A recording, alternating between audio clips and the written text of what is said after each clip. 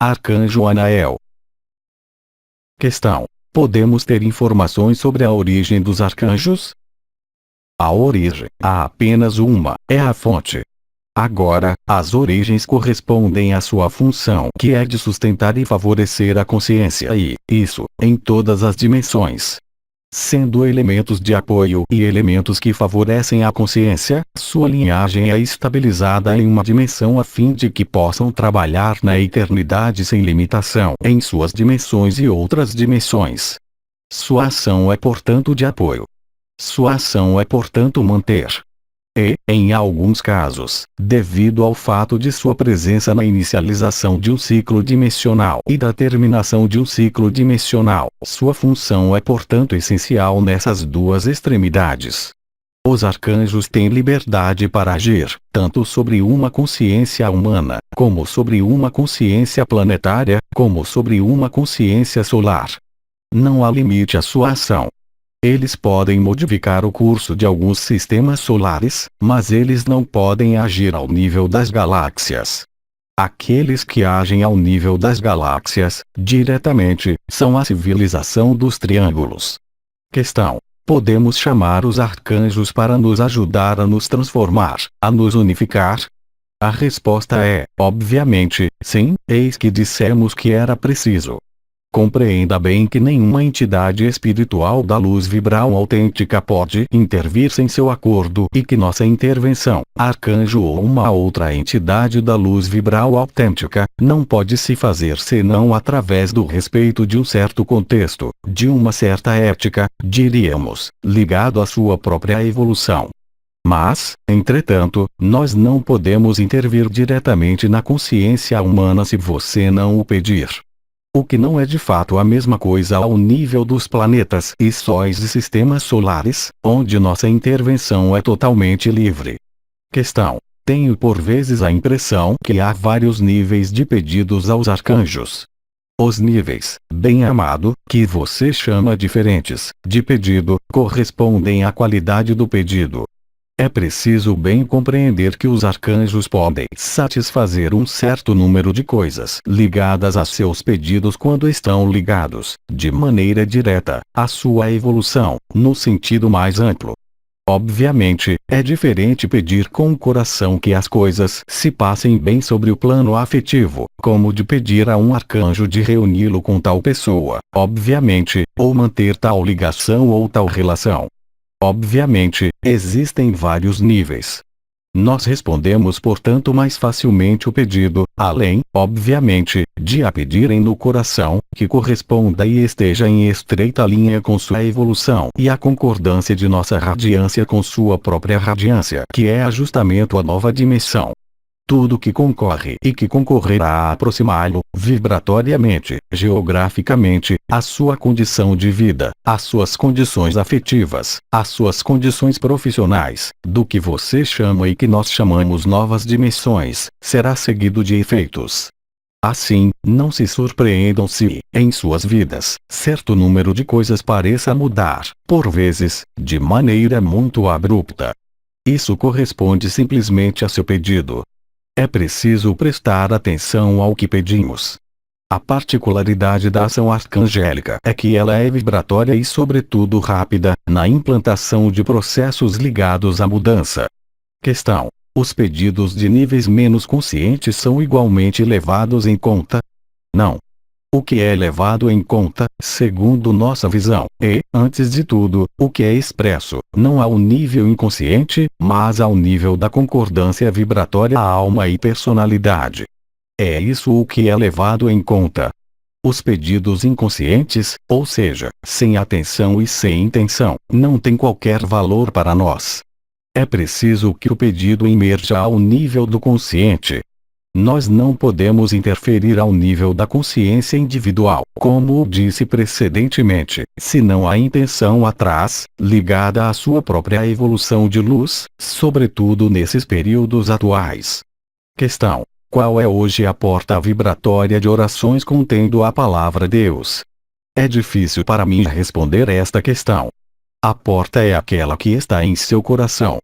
Se você está no coração, e mantém a vibração no coração, qualquer que seja a oração, a invocação ou o pedido que você faz, aquele irá no centro do coração, mesmo se as palavras não venham do coração, mas são utilizadas pelas egrégoras não pertencentes ao coração. O pedido, a oração, a invocação, qualquer que seja sua origem, coloca em vibração algumas funções, alguns chakras, em suas estruturas. Quanto mais seu coração estiver aberto, menos as palavras tornam-se importantes. Assim como disse e repeti e como está escrito em diferentes lugares de seu livro, não faça de suas palavras vãs orações. Entretanto, as orações são egrégoras que revelam em vocês algumas forças mas que, também, chamam, ao nível de seu mundo e de sua dimensão, algumas forças. Tudo depende portanto ao mesmo tempo da potência da egrégora e a que esta egrégora está ligada sobre o plano vibratório exterior a você.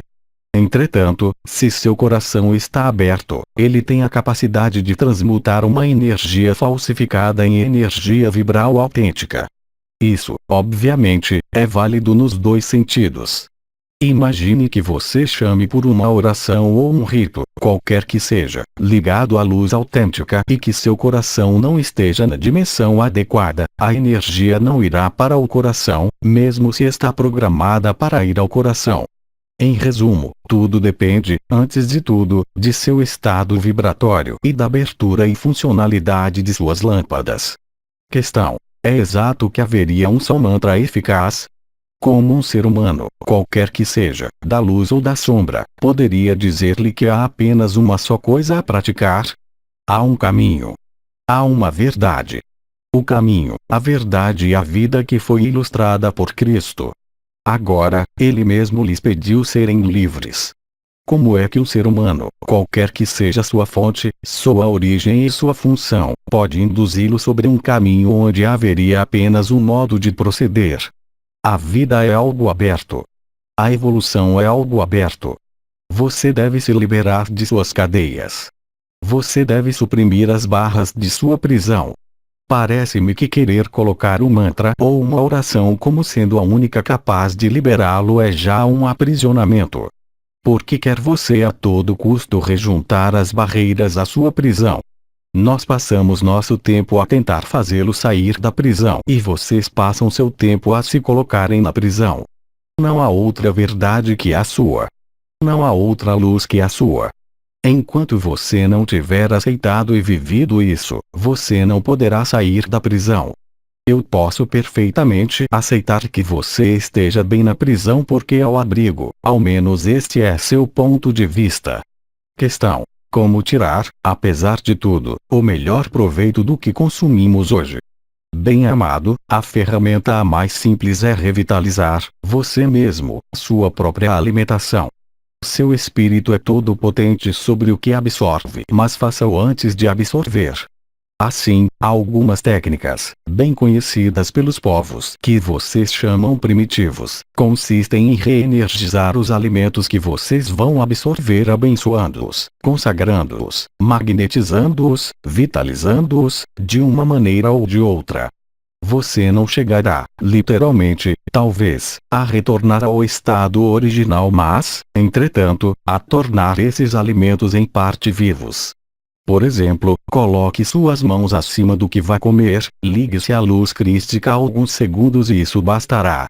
Questão: no tempo apocalíptico que vivemos, o sacramento da Eucaristia nas igrejas católicas guarda toda a sua força e se sim, será até o último dia.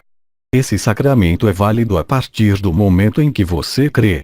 Jamais Cristo disse, quando de sua passagem da cena, dizendo: bebei, este é meu sangue e comei, este é meu corpo, que era preciso instituir um rito deste modo. Entretanto, se sua crença é suficientemente elevada, se você é capaz de ver, nessa hóstia, o Cristo, ela poderá transformar-se em carne de Cristo em sua boca, como isso já aconteceu. Entretanto, fazer crer que porque você vai absorver esse vinho e esse pão, você vai comunhar com o Cristo, é uma mentira. Você comunhará com o Cristo a partir do momento em que, em verdade, seu coração estiver pronto. Nesse momento, o apoio não tem mais qualquer espécie de importância. Não confunda o Cristo em sua história e na verdade de seu sacrifício com o que as religiões quiseram fazer. O objetivo das religiões foi apenas o de colocar-lhes na prisão e nenhum outro e jamais liberá-los. Isso se saberá. Entretanto, um ser puro e um ser elevado, um ser realizado ou um santo, é bem capaz de viver, em espírito e em verdade, esses ritos, para torná-los oficiais e reais, mas admitam que isso não é o que acontece com todo ser humano. Entretanto, Cristo disse: que isso seja feito segundo tua fé. E se você crê que a hóstia é a carne de Cristo e que o vinho é o sangue de Cristo, eles tornar-se-ão, para você. Nesse momento, por que afirmar ter tal necessidade? Cristo, durante sua passagem, significou com isso que ele deveria ser comido, que ele deveria ser bebido, ou seja, que ele deveria ser imitado para alcançar seu estado, que era o caminho, a vida e a verdade. Querer externalizar e exteriorizar um objetivo é sair, já, da verdade. Questão: devemos nos alimentar do prana hoje? Não é preciso nada. Porque deveria precisar qualquer coisa, outra do que você é? Faça segundo suas crenças. Faça segundo sua própria experiência. Não há coisas ou pessoas melhores que uma outra. Se você sente o impulso a não mais comer, então, faça-o. Se você sente o impulso de fazer isso antes que aquilo, então, faça isso antes que aquilo. A verdade liberta e a verdadeira liberação está aí e em nenhum outro lugar. Enquanto você se fechar nas crenças, nos dogmas ou nas atitudes ligadas a isso, ou a percepções exteriores a você mesmo, você se limitará mais, você mesmo. Enquanto você procurar uma muleta no seu exterior, você não a encontrará. Questão: por que o amaranto se desenvolve onde há culturas transgênicas? É uma coisa que não querem admitir, e que é no entanto extremamente simples. Aqueles a quem chamamos, com vocês, os maus rapazes. É que eles criaram um mundo de ação-reação, mas eles queriam eles mesmos escapar da reação de suas próprias ações e do golpe. Apesar de sua inteligência, falta-lhes, talvez, o que vocês chamam uma caixa.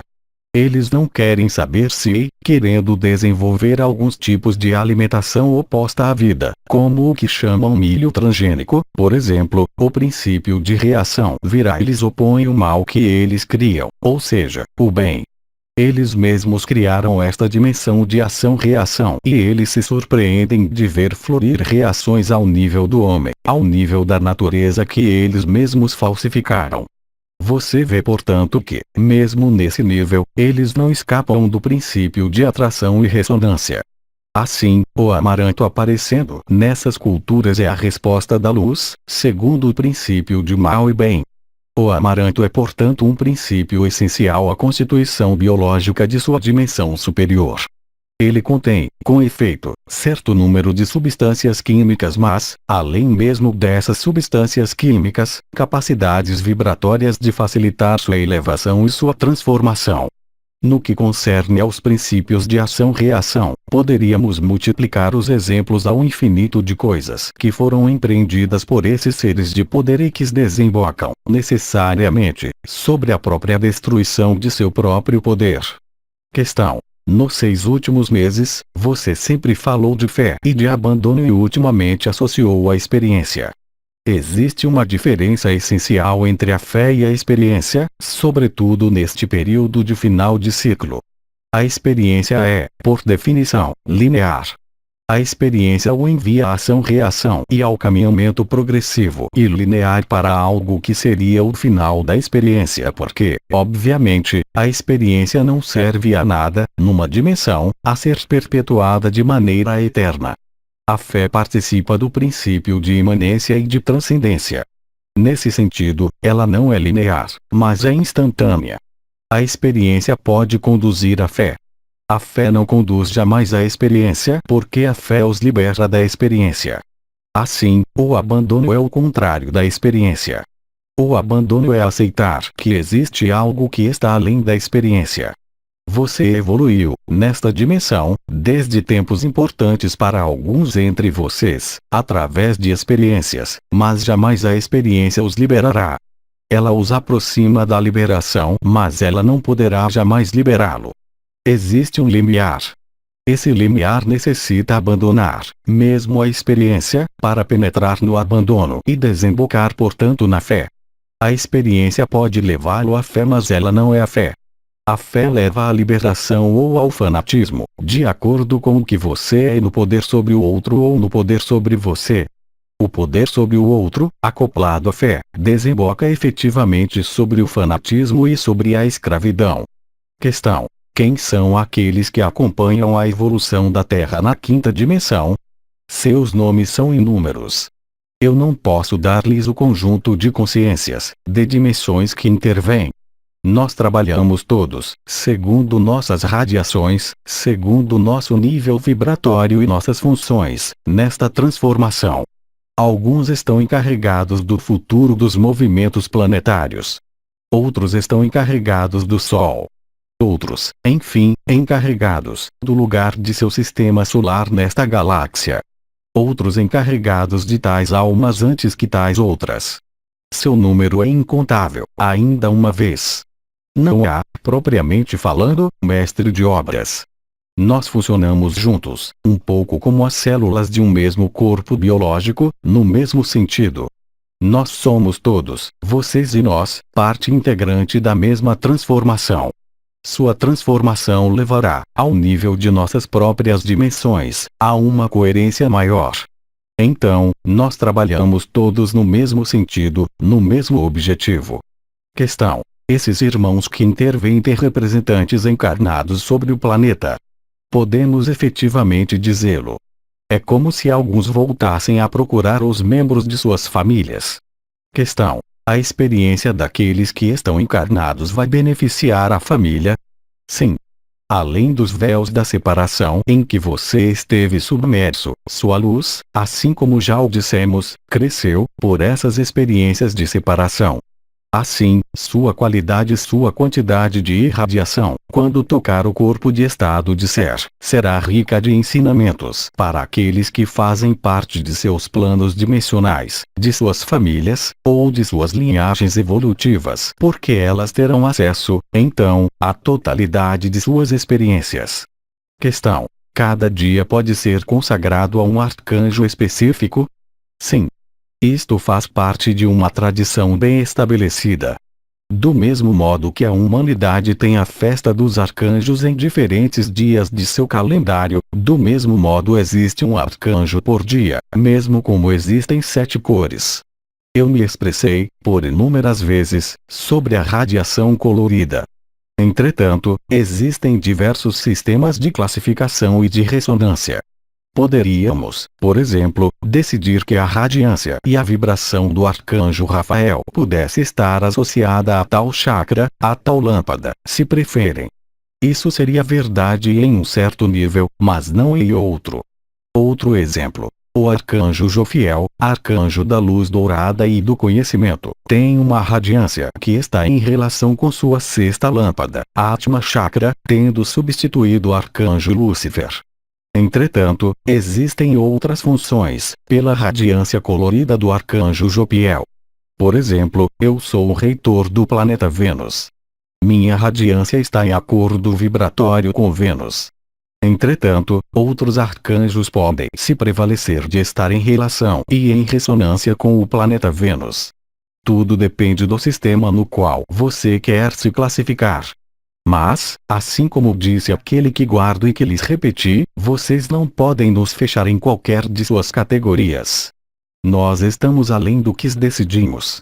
Não há, portanto, dia privilegiado para nós para nos orar.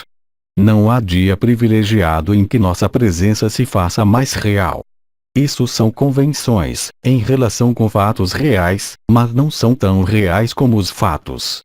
Nós não estamos limitados por qualquer circunstância de seu mundo terrestre. Questão: o corpo de Padre Pio foi exumado, intacto. Como isso pode se fazer? Esta é a estrita verdade e estrita realidade. O ser humano que atinge, em sua consciência, as portas de Cristo, ou seja, as portas da ressurreição, que é santificado no sentido mais nobre pela luz dos quatro vivos ou de Miguel, conservará, no momento da morte desse corpo físico, a incorruptibilidade da carne. Isso corresponde, em uma linguagem mais oriental, ao que é chamado grande samadhi. O grande samadhi permite à consciência liberar-se desse corpo que teoricamente volta ao pó e esse corpo torna-se incorruptível. É o traço real e tangível de que vocês têm os meios de transcender a biologia, mesmo nesta dimensão. Isto foi, entretanto, realizado por um número fraco, extremamente fraco de seres humanos. Mas, entretanto, este é o traço e a prova que vocês são essência divina. Basta para isso que a alma encontre, ao curso desta encarnação, a dimensão a mais elevada ligada ao fogo do amor, para que esse corpo se torne incorruptível. Isso significa, em outras palavras, que um tal corpo pode ressuscitar milhares de anos depois. Quando eu digo ressuscitar, quer dizer que a consciência, sendo recebida na unidade, pode reenviar, por sua conexão com esse corpo biológico, uma partícula de consciência para reanimar esse corpo. Assim, o corpo de personalidade despertar-se-á, enquanto que o espírito estará no corpo de estado de ser. Vocês chamaram a isso imortalidade, mas é bem mais do que isso. Há, nesse momento, transcendência e permanência de múltiplas dimensões possíveis. Algumas pessoas evoluídas puderam deixar algumas partes de seus corpos tocadas pelo aspecto vibratório da santidade, mas não a totalidade de seus corpos, como no caso daquele que é chamado Padre Pio. Questão: a passagem na quinta dimensão provoca uma perda de memória daquilo que vivemos na terceira dimensão dissociada. Onde se encontra a memória? A memória encontra-se armazenada em um espaço que vocês chamam anais akáshicos, existente em seu DNA. Existem várias memórias. Existem memórias que vocês chamariam emocionais, ligadas portanto às emoções. Estas não perdurarão, dissolver-se-ão. O que permanecerá será a memória da experiência ligada ao crescimento da luz e em nenhum caso lembranças ligadas ao que vocês comeram a tal época. Questão: eu estou no meu lugar, no lugar onde vivo. Bem amado, a questão que coloca chama já sua resposta natural que é não. Existe uma interrogação na alma quanto à oportunidade de seguir o que o impulso da alma, propriamente falando, pede, ou seja, estar em outro lugar, mesmo nesta barreira pirenaica tão importante. Entretanto, existe um certo número de fatores que são, bem amado, independentes de sua vontade e de seu próprio desenrolar de tempo. Vocês estão, e vão continuar, sujeitos, por um tempo, a modificações importantes no desenrolar de suas consciências e de suas vidas. Vocês não vão ter a possibilidade de se liberarem totalmente dessas subjugações que estão ligadas a liberações contrariamente à impressão que vocês poderiam ter. Assim, portanto, existem vontades da alma, para uns e para outros. Deixar um lugar pode ser fácil para alguns. Investir em outro pode ser ainda mais fácil. Tudo depende do modo como você arranja a mudança geográfica do lugar de trabalho. Muitos seres, atualmente, seguem impulsos profundos com relação a isso. Entretanto, eu atraio sua atenção sobre o fato de que certo número não tem bloqueio, e eu insisto bem nisso. Fenômenos, independentes de sua vontade pessoal e individual, estão a caminho em sua direção, de maneira agora certa e absoluta. Então, o que você realizou até o presente, uns e outros, é bem porque você colocou os fundamentos de mudanças necessárias. Para todos e cada um existirão outras mudanças, mas serão impulsionadas, mesmo se você o perceber, em sua alma, de maneira diferente ao que você crê. Existem, assim como a maior parte dentre vocês o sabe, lugares que se tornarão o que chamei, inúmeras vezes, lares abertos de vida e luz. Esses lugares, alguns deles, estão estabelecidos. Outros ainda não. Eles correspondem a agrupamentos, ligados à sincronicidade de boa vontade e de alma que, talvez, não se conheça ainda, em lugares que não são ainda conhecidos. E no entanto, existem lugares já conhecidos. Nesses lugares já conhecidos, existem pessoas que nada têm a fazer e que partirão, elas também. Assim, portanto, existem lares presentes, a tornarem-se, em sua alma, mesmo que existam lares presentes em lugares físicos que não estão ainda revelados. Há fenômenos de ajustamento que ocorrerão progressivamente nas semanas que vêm. É necessário ficar na escuta. Entretanto, vocês serão submetidos a modificações que não são unicamente de sua vontade ou sua intuição, mas também das vontades da luz. Vocês devem compreender que alguns dentre vocês, tendo mudado o modo de vida, o modo de funcionamento, se reencontram a investir, de uma maneira ou de outra, em certos lugares e certas funções, mas devem por vezes admitir que o que criaram ou investiram, quer isso seja em tempo, em dinheiro ou em funcionamento, não foi talvez destinado a vocês mesmos mas a outros. Isso chama-se a nova fraternidade. Entretanto, convém compreender o princípio que é o abandono à luz e o princípio de ressonância e atração. Vocês serão conduzidos, no sentido próprio como no sentido figurado, a lugares adaptados ao que vocês têm a viver, uns e outros. Algumas energias e algumas consciências humanas agrupar-se-ão. Elas o farão sempre segundo o princípio da qualidade da luz e da vibração e não segundo noções geográficas ou materiais ou de relações de proprietário a locatário. Em outra palavra, vocês serão levados a compartilhar o que pode ser,